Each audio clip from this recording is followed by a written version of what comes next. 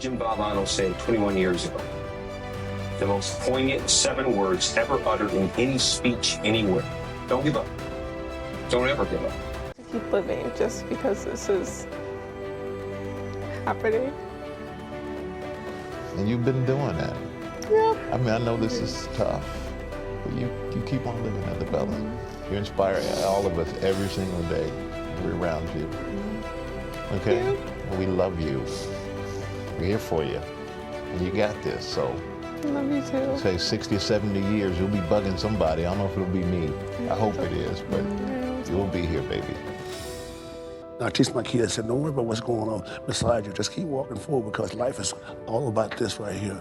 You know, keeping your head up, brother. Just keeping your head up. And don't ever hold your head down, no matter what it is, brother. You revealed that you thought about taking your own life during the pandemic. And you said this, I had a dark moment. I was in a dark place. For a couple of days, I couldn't get out of bed and I didn't care. That's not me. And then I started having thoughts about ending it. How did you get out of that dark place? Well, because I have a therapist. Austin, it's not an easy thing to talk about all this stuff. Why did you agree to tell us about what you've been through? Because the world needs to. The world needs to know mental health and stuff like that needs to be treated, or bad stuff could happen. If you're going through that by yourself, try and contact someone you know, like your friend, your family. And talk about it. Yeah. Because people need to know that everybody goes through something. Everybody. And when we know someone is going through something, we can support each other. If you're not going through something, then you know somebody that is. Right. You're working with somebody that is. You're coming in contact with somebody that is. So let's remove the stigma of mental health.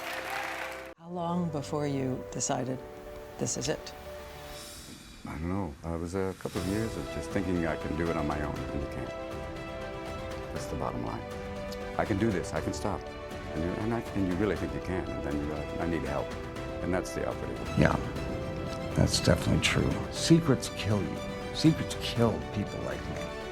Say, addiction, the big terrible thing, is far too powerful for anyone to defeat alone. But together, one day at a time, we can beat it down. Yeah. Your disease is just outside, just doing one-arm push-ups, just waiting for you, waiting to get you alone. Because alone, you lose to the disease. For some reason, it's obviously because I was on Friends, more people will listen to me. So I've got to take advantage of that. And teach them not to suppress it. I mean, for us, it was always keep your chin up, which is fine, but don't suppress your feelings. Don't bury them, because eventually that's gonna add up, and it's gonna surface in one way or another. Like for me, it was rage fits, or it was going dark for a few weeks and staying in my room after basketball practice and not talking to anybody and not getting much. LeBron, I think, said on social media after you wrote that article, he shouted you out and gave you some love. What did that mean to you? It was a special moment for me because he shook my hand, looked me in my eye, and said, "You helped a lot of people today. It's important." And that was super powerful for me because his influence and having my back with that was super important to me. I'm no LeBron, but I got your back. Appreciate it, brother. With bipolar, and you don't suffer from it as much anymore. How did you go about learning how to live with bipolar as opposed to suffering from it?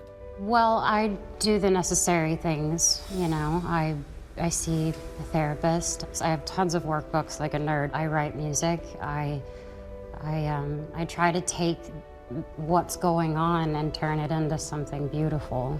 Is to bring awareness to mental health, open up the conversations, but to hopefully help people to feel comfortable asking for that help. I really do want to make an impact on behalf of someone I love so much. Many of you have spent decades waging long and lonely battles to be heard. Instead, it's about elevating that conversation to a national level and bring mental illness out of the shadows. We want to let people living with mental health challenges know that they are not alone, and we've got to be making sure that we're committed to support those fellow Americans.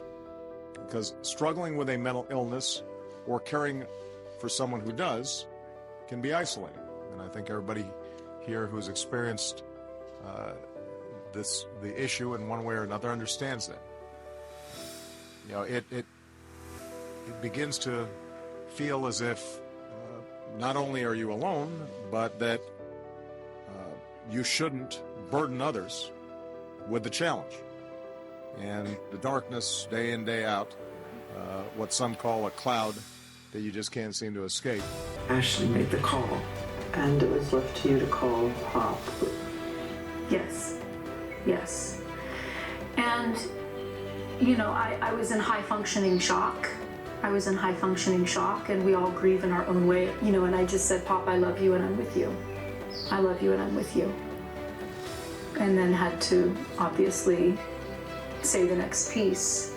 But that's how we are as a family. We love each other. And now, the search for another path through trauma and grief. You were saying that these books have been so helpful. Yes, they have been. What's the message? So, Grief Therapy is by some nuns in Indiana. Remain open to the hurt. Grief will demand your attention. And then Tear Soup, I just read this in its entirety yesterday. Don't compare your grief with another's. Don't be too hard on yourself.